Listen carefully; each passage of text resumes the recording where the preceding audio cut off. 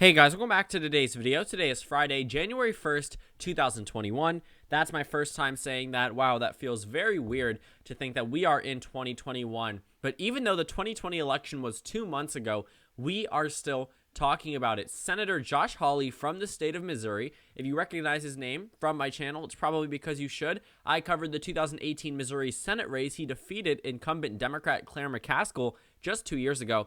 And now it looks as if he's looking to the future and looking to try to elect Donald Trump or re-elect Donald Trump as another four-year president. So looking at Josh Hawley as a person, number one, I think he's extremely opportunistic. The Democratic Party should be worried about him as a person because he could actually win the presidency at some point. Now, there are plenty of people around the country that could win the presidency. Plenty of senators, plenty of governors, plenty of representatives that could technically win the presidency. But Josh Hawley is trying to make a name for himself amongst the Trump base while still offering a more traditional conservative point of view. And I think that's exactly what he's doing right now. He has officially announced that he will be voting against the certification of particular states in the Senate. What happens? Well, when everyone casts their ballots, the Electoral College votes on, around mid-December, and then they actually send off their official ballots to represent the states to Congress. And Congress and the Senate president, which is Mike Pence in this case, will oversee that. And certain senators or representatives are free to pretty much vote against the certification of certain states if they do not feel as if the election result was fair, as if they believe that there was voter fraud. And, when you're looking at Josh Hawley, I think that he's doing this to try to convince a number of other Republican senators to jump on to try to deny Joe Biden's electoral votes in certain states. But today, we're going to be talking about why this type of thinking, this type of strategy is fundamentally flawed. Number one, because the Democratic Party controls the United States House of Representatives. And number two, Mike Pence has no power whatsoever looking over the election results. He has no power whatsoever. He cannot pick and choose which states to certify. He may have been able to prior to 1877, but past that point, the vice president does not have the power to change or alter the outcome of the election results because they personally do not think that certain states should be certified. If certain states are not denied by both the House of Representatives and the Senate, Mike Pence will have to certify those election results as finalized. It's very weird that we're even having this discussion, but let's talk briefly about why this has even come into discussion. Well, obviously, when you lose 50 court cases, you're going to look to something more than the courts. When the Supreme Court, which has 1 out of 3 Supreme Court justices nominated by a president being shot down 9-0, 7-2 in his best case, but really 9-0 because it wasn't going to get any further than that.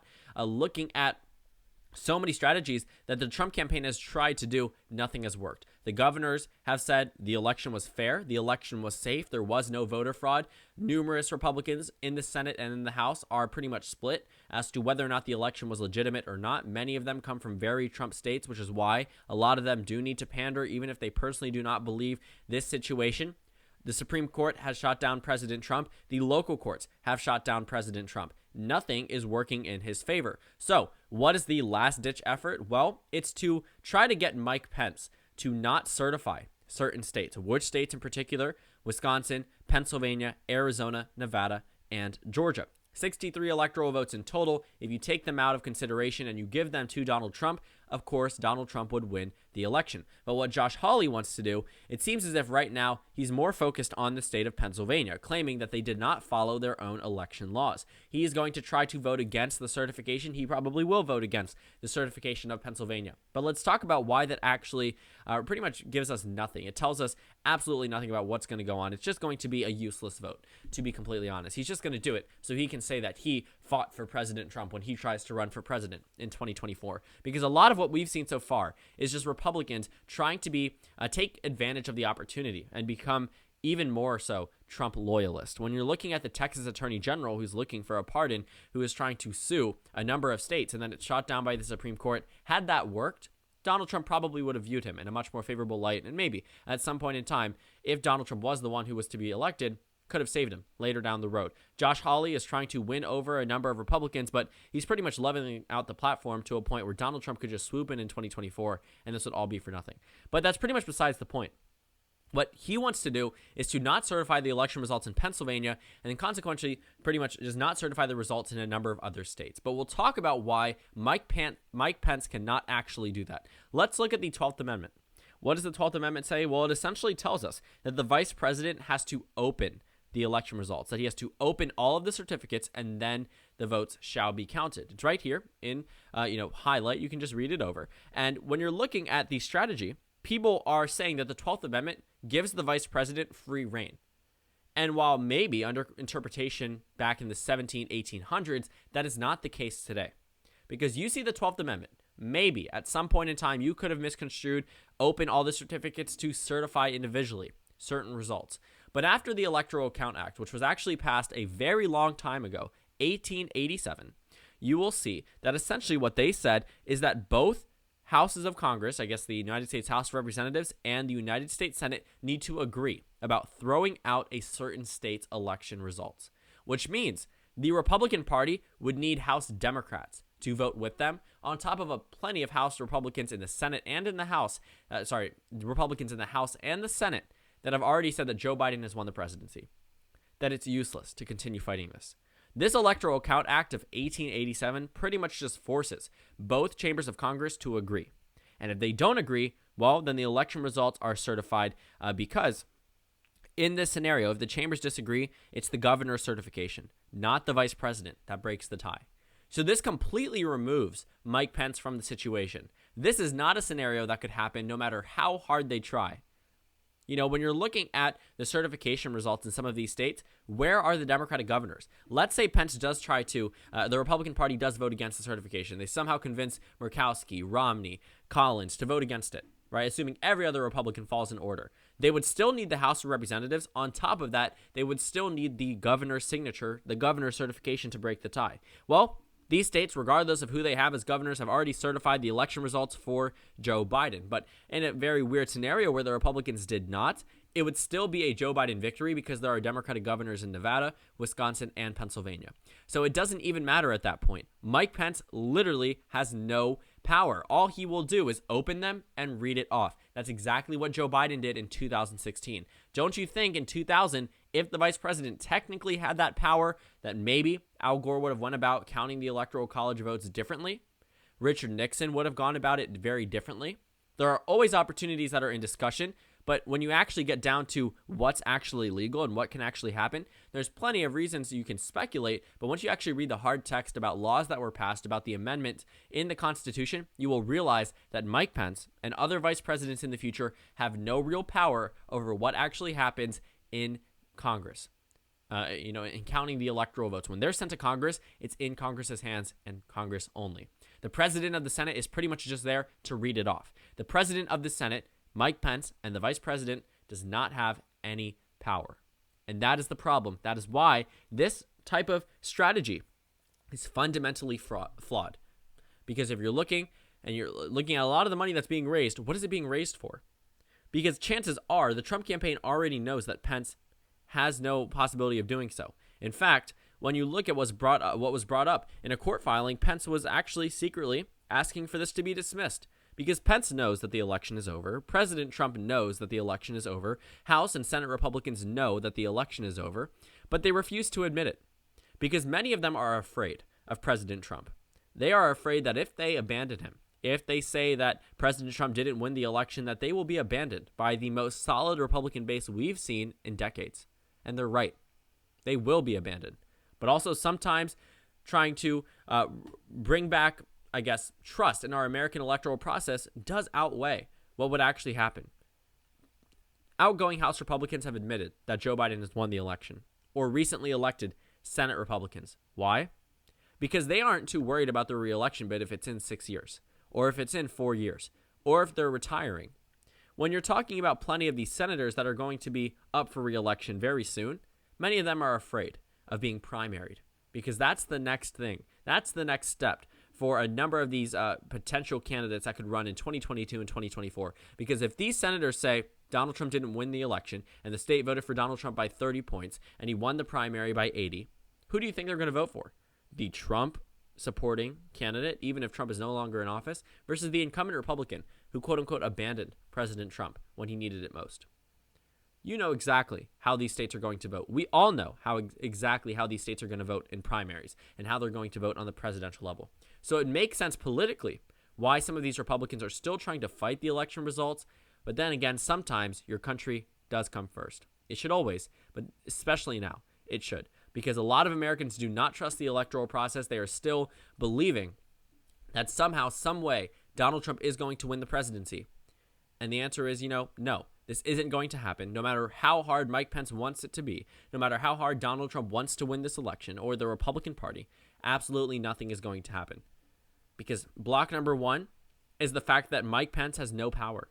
That's something that I think a lot of people are missing because they're looking at the 12th Amendment. They're thinking Mike Pence has power, but this was discussed before because the 1876 election was actually the election right before the year 2000 where the popular vote winner lost the presidential election. What happened here? There were plenty of issues with the election certification results, and the Democratic Party held the majorities in both House and Senate, and it pretty much just solidified that that would be the process moving forward. But also that, this came about the 1877 compromise, where it pretty much ended Reconstruction. So this election was very contested, very hotly contested. The Senate would have certified the results in favor of the Democratic Party, but they arrived at an overall agreement, and Reconstruction was ended. But at this, this election was the turning point for the Electoral Count Act, where now it's outlined explicitly that the vice president would not be the one to certify the election results. In fact, it would be Congress. And that makes sense. I see no other reason as to why we would be even having this discussion unless people were ill-informed about it. And that's exactly what's happening. Because the courts didn't work. The governors didn't work. The Republican state legislatures didn't work. The Supreme Court didn't work. Nothing is working. And now the Republican Party, or at least the Trump wing of the Republican Party, is looking to Mike Pence. They're looking to January 6th because they truly believe that Mike Pence has some type of power that isn't outlined explicitly, or some type of power that they are trying to pretty much imply out of the 12th Amendment that really tells us nothing. It just tells us that he's opening the results. He's opening an envelope where he's just reading off the certified results. That is his entire role. He has no authority to change the election results. These 63 electoral votes will go to Joe Biden because the Democratic House is going to vote that way. And the governor certifications have have certified a Joe Biden victory across all of these states. And I can't imagine too many Republicans that are in competitive states being too inclined to actually say that Donald Trump won the election.